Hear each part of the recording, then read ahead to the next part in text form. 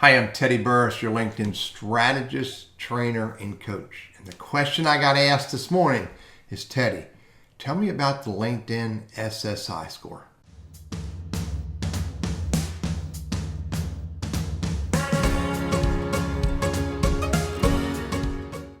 So the LinkedIn SSI score originally started as a marketing piece for LinkedIn.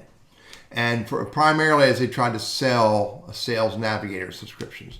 And you get to the SSI score by going to Sales Navigator. And in Sales Navigator, if you click right here on your headshot, you'll see Social Selling Index. Now, this index really is pretty easy. If you go look at it, I'll open this up a little bit here. You can see the URL is linkedin.com/sales/SSI. It's really pretty easy to get to. Whether you have Sales Navigator or not, currently everybody can get to that.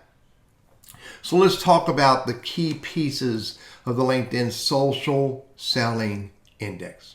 Well, the primary context, which is really the most important part, is your current Social Selling Index. And everywhere throughout here, you'll see those little question marks where it pops up and it gives you a little bit of definition about each one of these areas. Your overall social selling index. There's a question mark for the other 4 components that make up this number. In my case, 87 out of 100. Each of these numbers is can cap out at 25. 4 times 25 is 100. The max you could ever get to is 100. That's kind of hard to get to. I've hit 92, and I think I've heard others hit 93 or 94. Never heard of anybody hitting 100.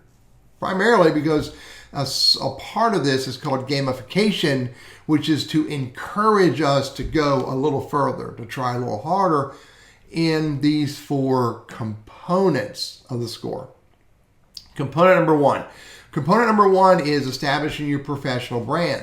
This is trying to get you to focus on building your LinkedIn profile, showing your target audience, and this LinkedIn uses the word customer, your target audience, your ideal client, showing that person who you are by building your professional brand and building out your complete LinkedIn profile. Now, there's also a component of this is become a thought leader by publishing meaningful posts. So establishing your professional brand predominantly is wrapped around your LinkedIn profile, but it also includes publishing meaningful posts.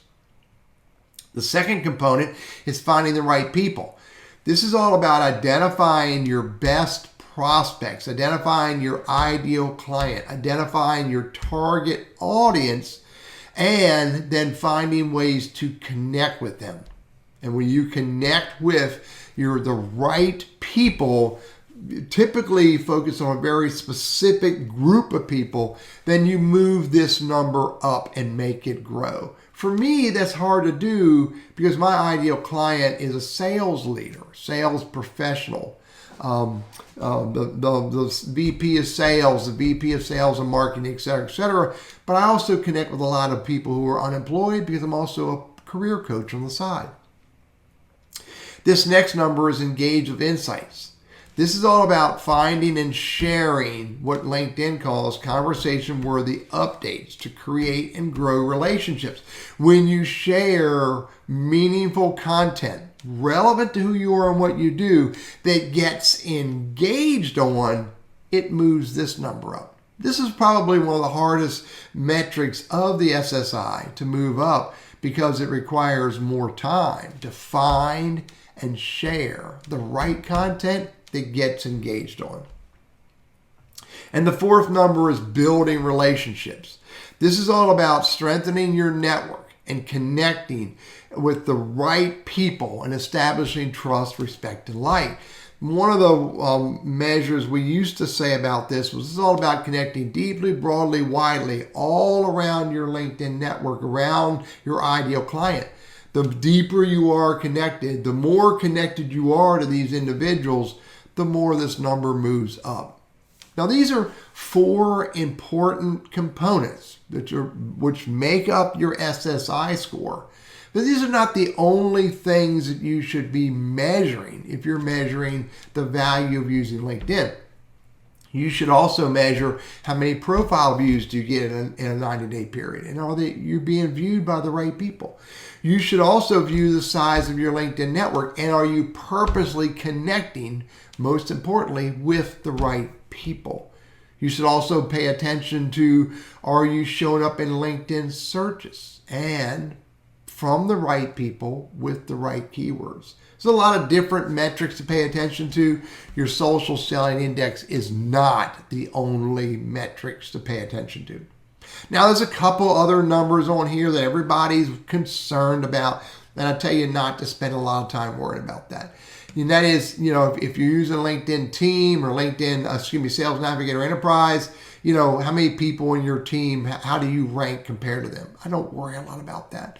How do you rank within your industry? You know what? I really don't worry a lot about that. Or how do I rank in my network? Even though I might be ranking at the top 1%, I really don't worry a lot about that. People in your team, which I'm a team of 1, this is how we score. In our industry, most people score at a 26. In my network, most people, the average is a 42. I really wouldn't worry a lot about that. What you really want to compare to is, how do I look today and how do I look tomorrow and next month and next month? That's the most important part of your social selling index. Where do I rank today? And can I move myself upstream? Can I increase my social selling index by increasing the activities, building the right profile and sharing the right content, connecting with the right people, getting into meaningful conversations, engaging with insights, sharing the right kind of content that's beneficial to my target audience, and lastly, connecting deeply, widely, and broadly all around your network. If you look at your social selling index and you see opportunity for growth, focus on the growth, because when you focus on the growth, you also create more opportunities to connect with more of the right people, to get into the right conversations that lead to business conversations. I'm Teddy Burriss, your LinkedIn strategist, trainer, and coach. I hope this helps you to better understand the SSI score.